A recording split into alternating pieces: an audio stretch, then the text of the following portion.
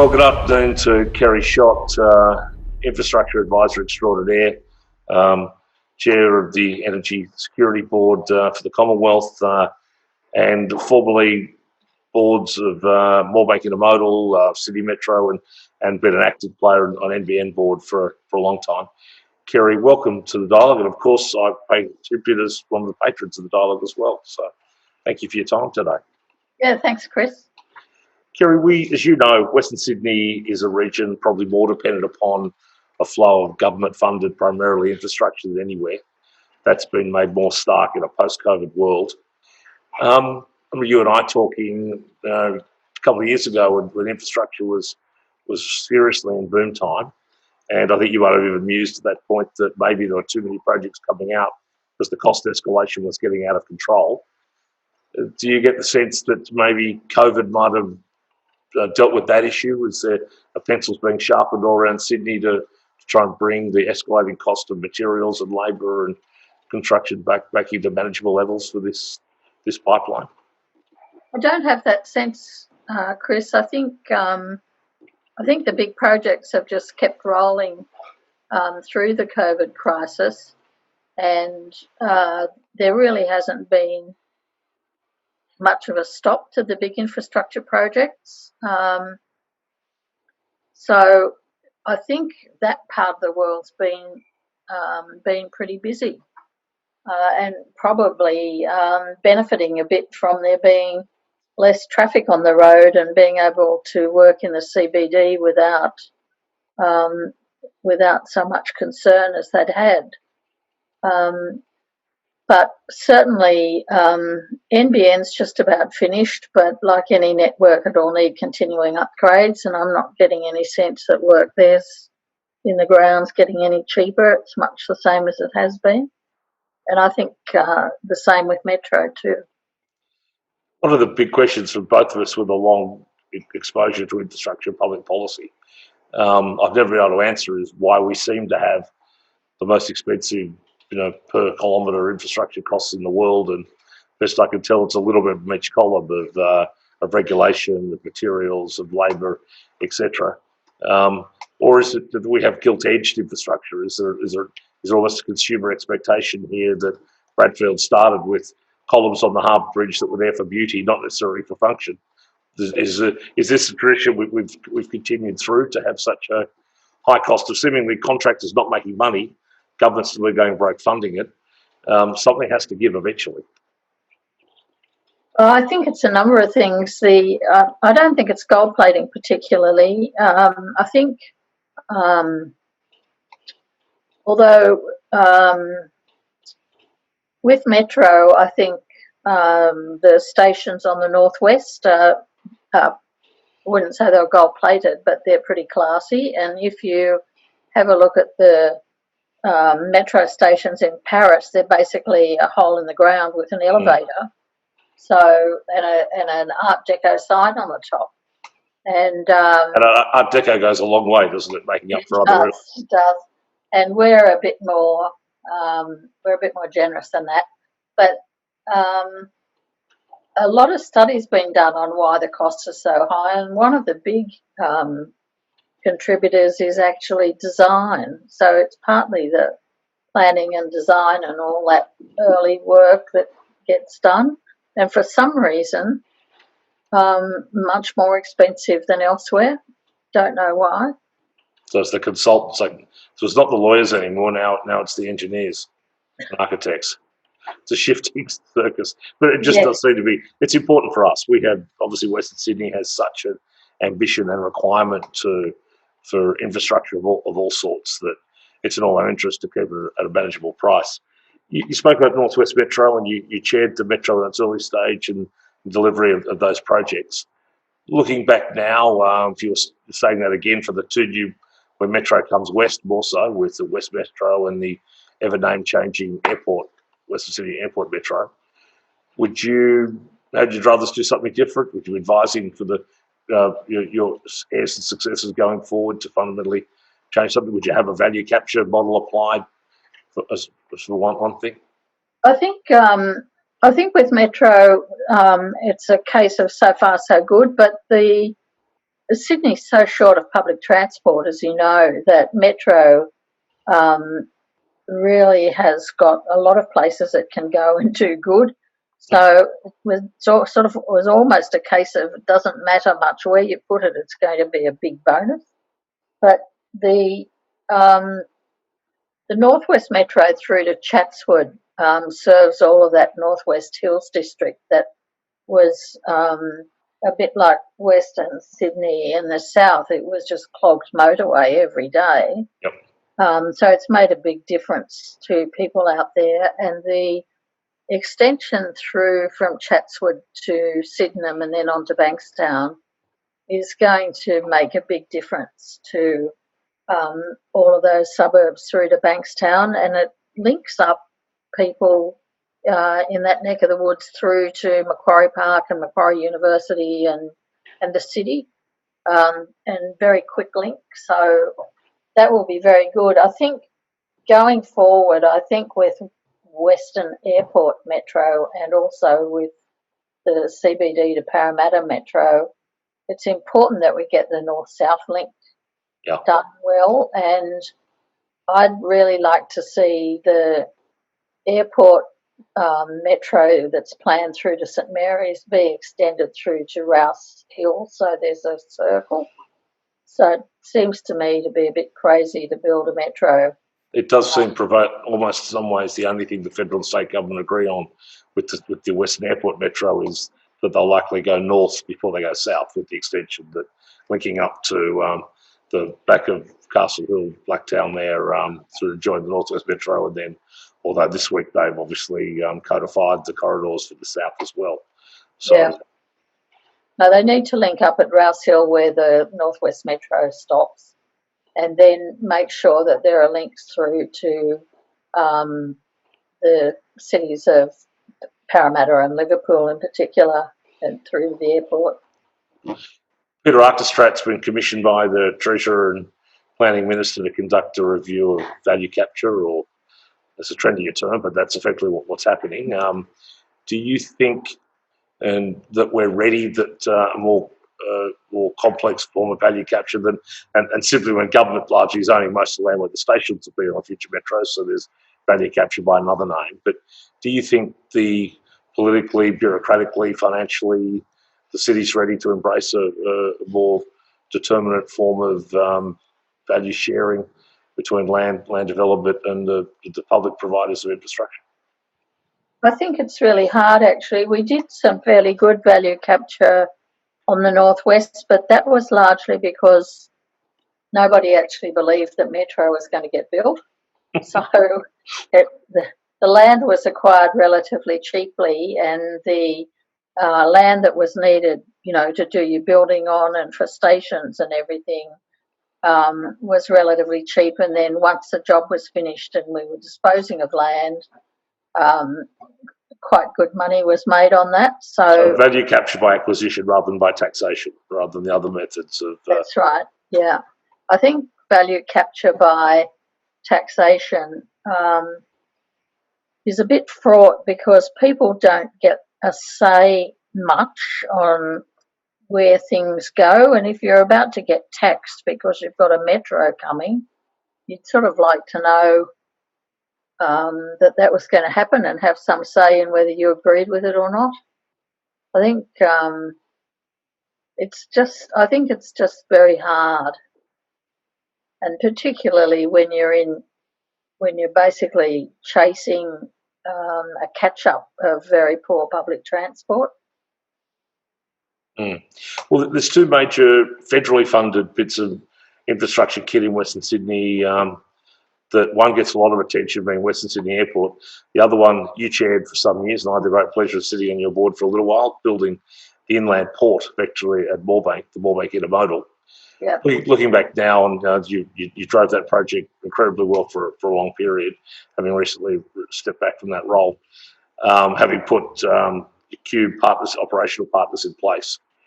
Do you think there's talk of a new intermodal going out towards Eastern Creek? Do you think the feds have an appetite for any more engagement, or do you think that'll be procured in a different way based on a Moorebank experience?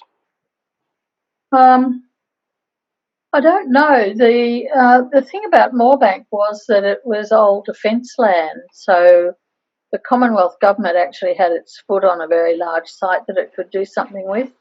And out at Eastern Creek and Kemps Creek, the land out there is, i.e. the Commonwealth doesn't have big ownership of slabs of it.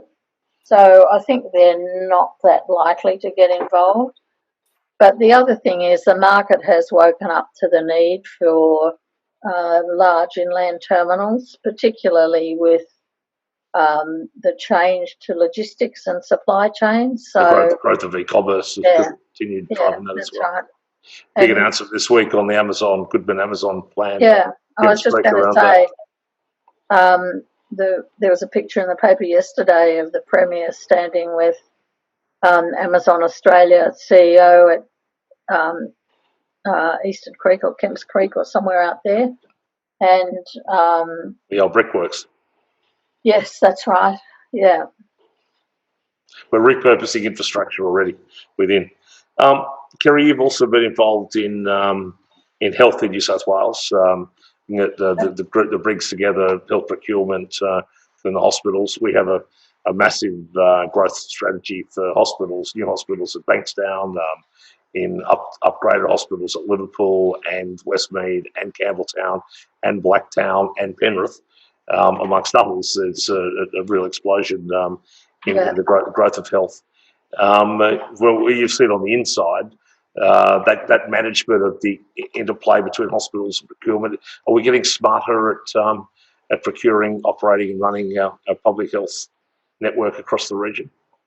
I think so. The hospital investment in Western Sydney has been fantastic, I think, and sure has. And they've done a very good job, and the hospital services that are being provided at places like Liverpool are actually world class and fabulous hospitals. And I think it's a lot of public sector investment. Are you surprised that there's almost a way the state government went so to the wire with Mike Baird's election with selling power wire and poles quite appropriately, that the appetite, certainly in health, the government's going exactly the other direction. And Northern Beaches Hospital had some teething problems which didn't help, but we're in an incredible burst of public funded infrastructure everywhere, and surprisingly not so much with involvement in the private sector. I mean, less so than 10, 15 years ago almost.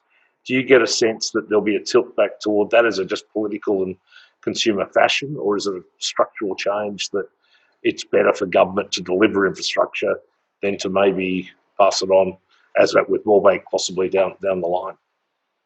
I don't have that sense about health, that health is such a mixed, has so much private investment that hangs off it. So at all of those big hospitals, there are lots of, as you know, private clinics and specialists and private rooms and so on that operate. So you do get a lot of private investment that goes with them. And I think the growth in Western Sydney, I think, has meant that it's really only the public system that's been able to even keep up with it. And what they've done is got much more efficient in the way that the hospitals run and operated. And I don't mean that in any sort of cost-cutting way, but they're very efficient operations. The company that I chaired, HealthShare, basically does the very basic stuff in hospitals. It delivers the food and cooks the food and delivers the food, and it washes the sheets and does the cleaning and does all that stuff. And when the Olympics were on, all of the sort of linen from the Olympic Village got sent off to HealthShare to clean, because there wasn't anybody else in Sydney that was big enough to manage the job. From a consumer perspective, it's a pretty important part of the health delivery. Yeah, it is. Quality of your tucker and if your sheets are clean, that rates highly as patients within. That broader sense, do you get an impression a deliberate strategy to move away from? I mean, we haven't seen many unsolicited bids. We've had a reduction in PPPs. We haven't had a whole bolus rollout of value capture. Is that emblematic of a political concern over privatisation, private capital, or is it just that the state was flush with money from the sale of poles and wires, and the easiest way was to get on and do it itself? Do you think the punters are keen on that, or are they still having this sense of it's politically poisonous to have too much private investment in our essential infrastructure? Yeah, I don't think so, Chris. I don't get a sense that it's over. It's just not happening at the moment. It's a cyclical issue. It's a bit cyclical, and some of the PPP projects have run into some difficulties, and I think that they do need to sort out what the problems were and fix them. So it wasn't the Northern Beaches Hospital ran into difficulties, and I think the private in the electorate health minister. Yeah, it says in the focus guide when it's in your own electorate. And the private provision at North Shore was not all that good for a while either. So it's a challenge to the private sector to be better in that partnership model, to get the confidence of government and the consumer. Yeah, you've had your Metro time MTR operating the Northwest Metro early on. That seems to have been Metro, flying in the face of that. Metro has been largely a private sector procured process, continues to be. Do you think it's been successful to add back into the confidence pond of government? Look, I think so. The thing about Metro is it's a skill that Australia didn't have at that time, and it being sort of run by the people that have run the Hong Kong Metro for ages, we basically imported their expertise because we didn't have any, and there wasn't any in any other state either. These are very technical, complex train operations, and